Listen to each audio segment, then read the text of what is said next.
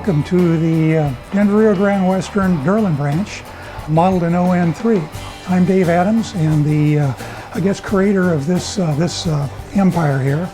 Up until 1973, as I was modeling in HO standard gauge, and moved down to the Bay Area and fell in with a bunch of folks modeling narrow gauge in the area, and that kind of changed my whole perspective on the hobby. And I've been modeling in 1/4 inch scale narrow gauge ever since. To kind of give you a little bit of contrast here between what's narrow gauge versus standard gauge, is this boxcar right here is standard gauge. In this case, it's 5-foot gauge track rather than 4 feet 8.5 inch. But the car next to it, this is On3, again, 3-foot gauge track, and both of these are the same scale. The man hanging in the middle here is the same man for either car. So this gives you some idea of what the difference in relative size was between standard gauge and narrow gauge. This particular railroad got started in 1991, and that was after my wife and I decided we could put an addition on the house to give me a larger place to play. And this railroad has been built by myself with a lot of help from a bunch of really good friends. So that includes framing the building that it's in, building bench work, laying track, scenery, rolling stock, and structures. So, like most large endeavors, this thing has got a cast of thousands, I guess, involved in it. And we're now to the point where we generally enjoy monthly operating sessions and get-togethers.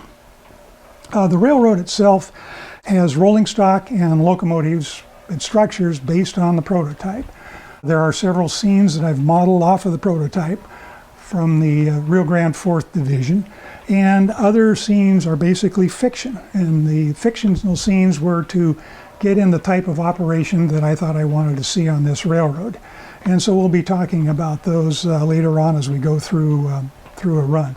But the fiction part of this was actually key to being able to develop the kind of operation and running the kinds of trains that I thought would be fun to view and fun to run. Probably the best way to summarize the Durlin Branch modeling effort is a railroad with Rio Grande operating practices from the 1920s and 30s, rolling stock from and locomotives from the 20s and 30s, and scenery from the 1970s and 1980s. The latter simply because that's when I was able to spend a lot of time in Colorado with a slide camera and bring back research in order to help with the scenery. As I had noted before, an endeavor like this involves an awful lot of friends, and I'm indebted to a lot of people on this particular project, and I'm still indebted to them because the folks that helped build this are also the same folks that basically help bring it to life every other month or once a month when we have our regularly scheduled operating sessions. So let me talk a little bit about the operation. The Rio Grande narrow gauge ran on what was known as timetable and train order operations, and the Durlin Branch does that as well.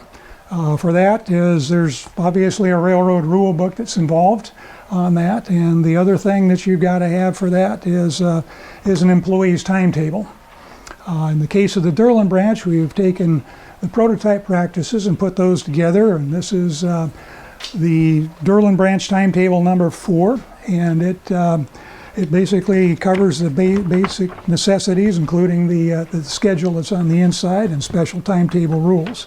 I've also taken the liberty of incorporating some of the appropriate rules out of the rule book in this, just to save the crew from having to carry around too much paper. So with that, I think that what we can do is call a crew for a run of a freight train from Chama to Derlin, and we'll see how a train gets over the road here under timetable and train order operations. Okay, well, the train consist is already made up in Chama from cars that were dropped off by freights running between Alamosa and Durango yesterday.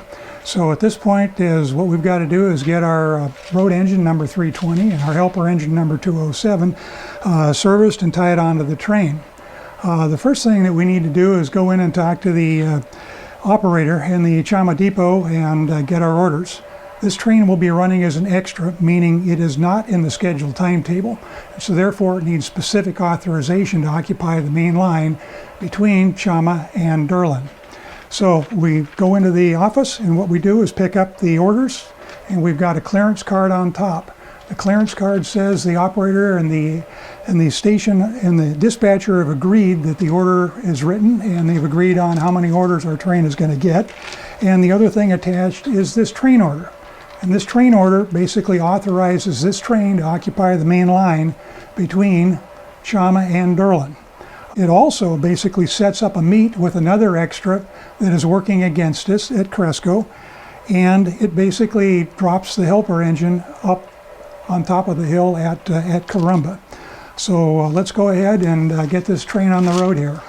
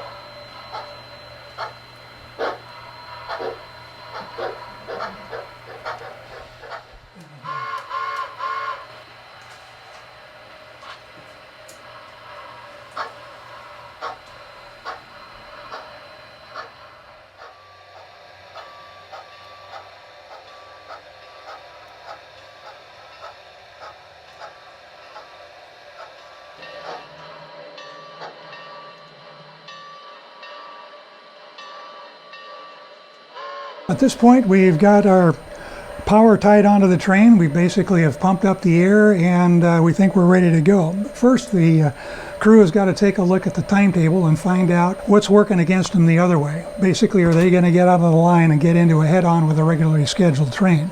So after checking the timetable, they learned that no, that isn't going to happen.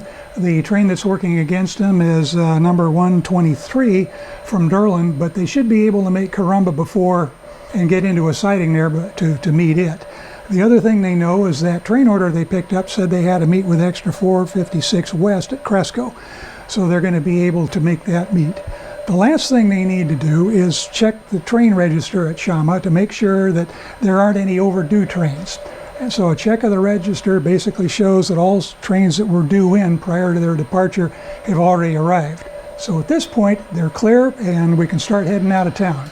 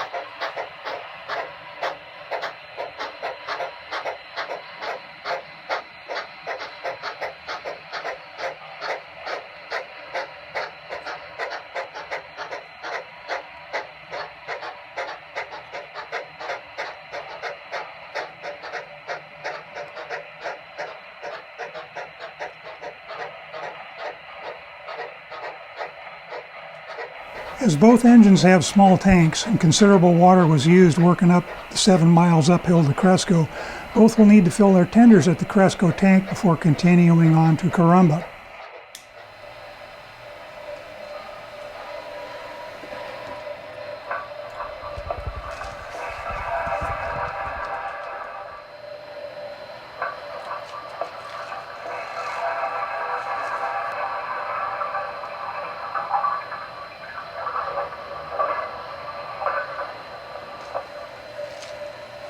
After checking their watches and the employee timetable, the crew of Extra 320 East is confident that they can head uphill to Caramba and pull into the siding to meet regular train number 123, which shows as a first-class train in the employee timetable.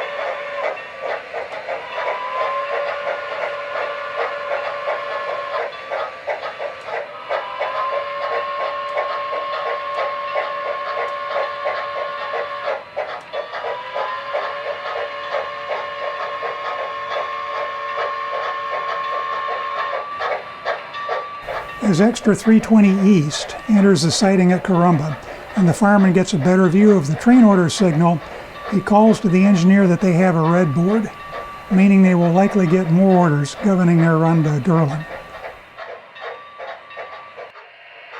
The helper engine is cut off of Extra 320 East, so engine 207, when this is done, just simply becomes an engine sitting at Caramba, and he will need to have orders to get back downhill to Chama.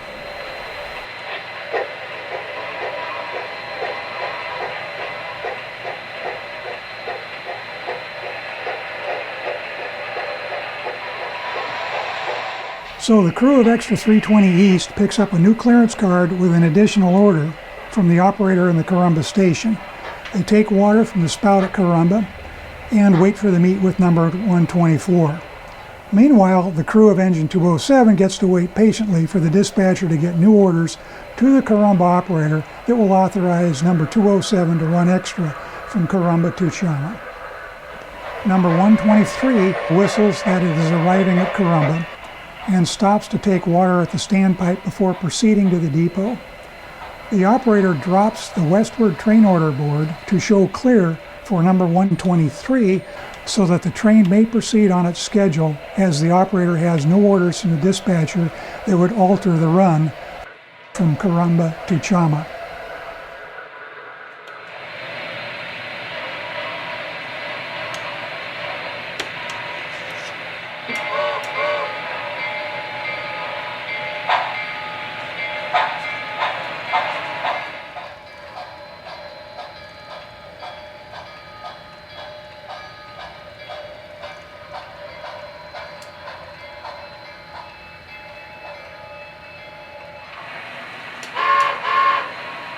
With number 123 clear of the east switch at Caramba, the crew of Extra 320 East knows from the timetable that there are no more scheduled trains working against them, so they can now proceed from Caramba to Fritz Park.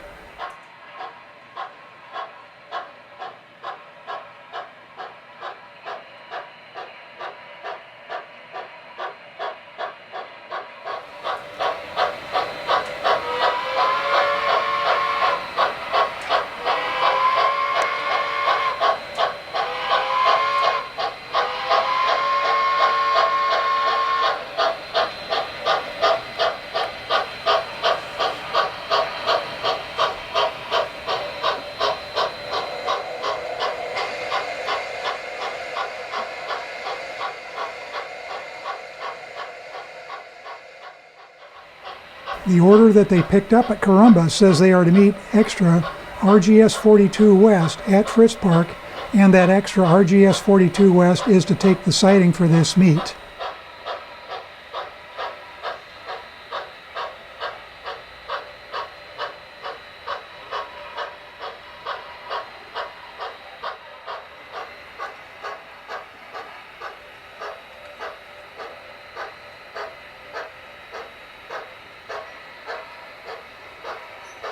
So Extra 320 East will stop at Fritz Park so the trainmen can set up the air brake retainers on the freight cars before heading down the 4% grade to Derlin.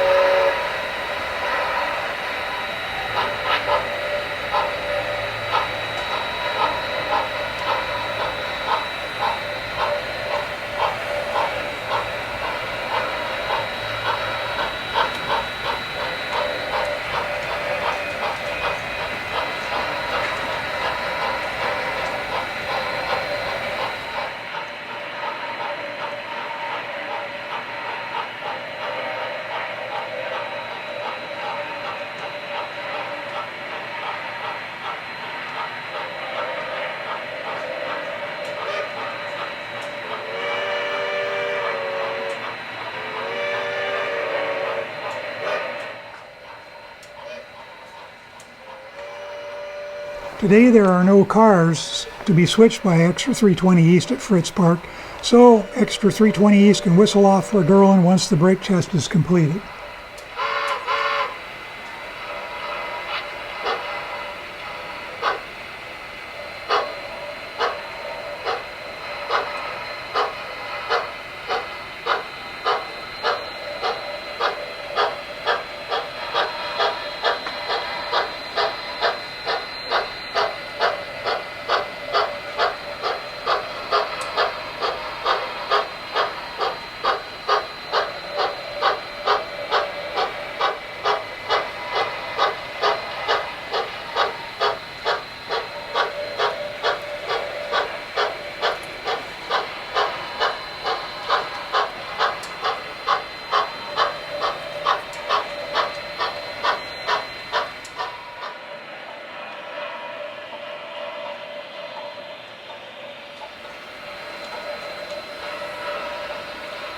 Extra 320 East proceeds downgrade through Resin Creek, and at the station signpost outside of Durlin whistles the pending arrival in Durlin.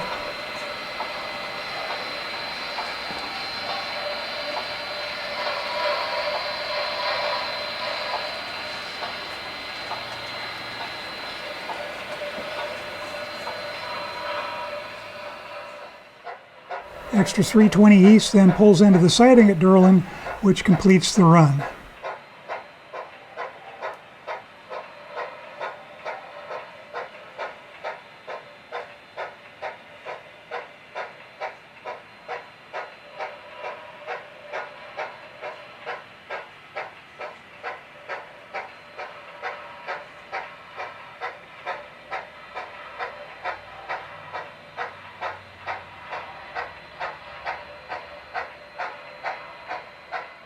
The operator in the depot contacts the dispatcher to OS the arrival of Extra 320 East at Derlin, fulfilling the order that was originally issued in Chama.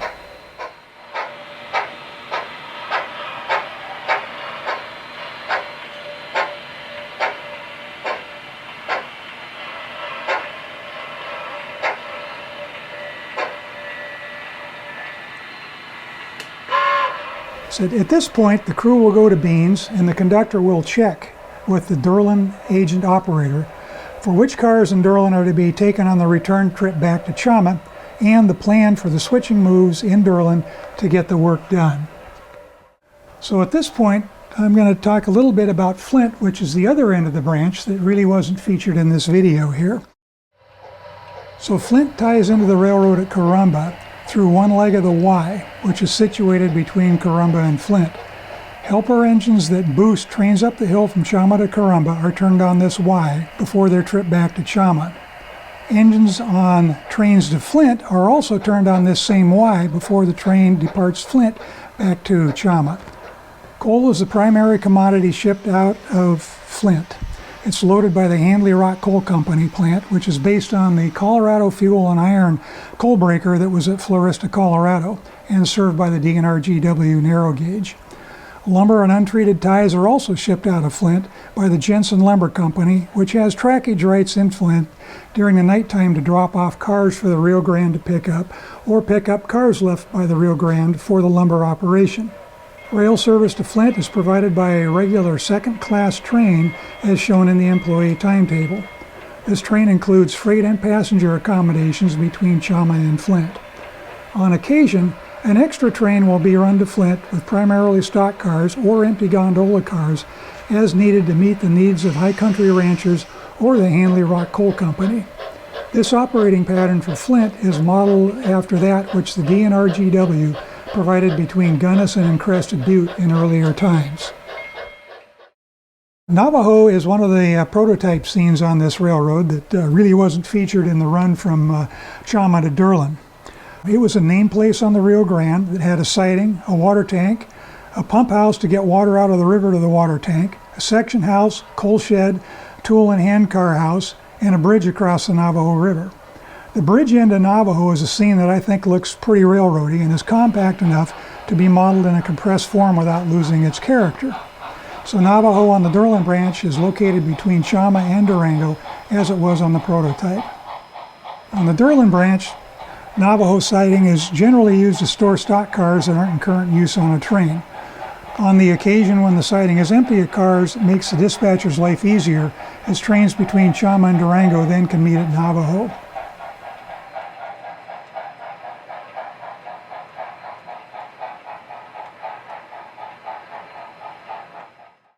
Durango and Alamosa are actually the endpoints of the 4th Division on that as far as major terminals go. And in the case of this railroad, they're basically represented by a staging yard. So trains basically enter Chama coming from Durango on the way to Alamosa and vice versa. And this is how cars get on and off to the rest of the world from the branch line to Derlin and the branch line to Flint. We've used a lift-out bridge in order to get across the aisle, and that goes in and out only when trains are coming to and from Durango, which is very few times a session. So it really hasn't been a problem for people to use. And the staging is I really didn't want to glue down ties and do hand-laid track in there because it wasn't ever going to have any scenery and there was no point in spending the time on it. So in staging, the staging rail is just basically spiked flat to Upson board and Luan plywood in there, and that took care of it. So we're done there. People say, are you ever going to put scenery in here? And the answer is no, I don't have any ties. So this saves me all kinds of work. The other thing that worked out well with Durango and Alamosa staging directly below Flint which is the coal mining town, it makes it real easy to basically move loads of coal arriving in Alamosa, for heading up to Salida for the coal transfer, to pull those out of the cars coming in that are full into Alamosa, and simply move those back up to empty cars in Flint that are going through the breaker. So we do have a loads in, empties out, but it requires a human elevator between two levels of the railroad to do that. Well, thank you for letting me share my enthusiasm for narrow gauge railroads with you, and small mountain climbing steam engines, and timetable and train order operation. I hope this inspires you to keep building your own model railroad and building the friendships that come with it.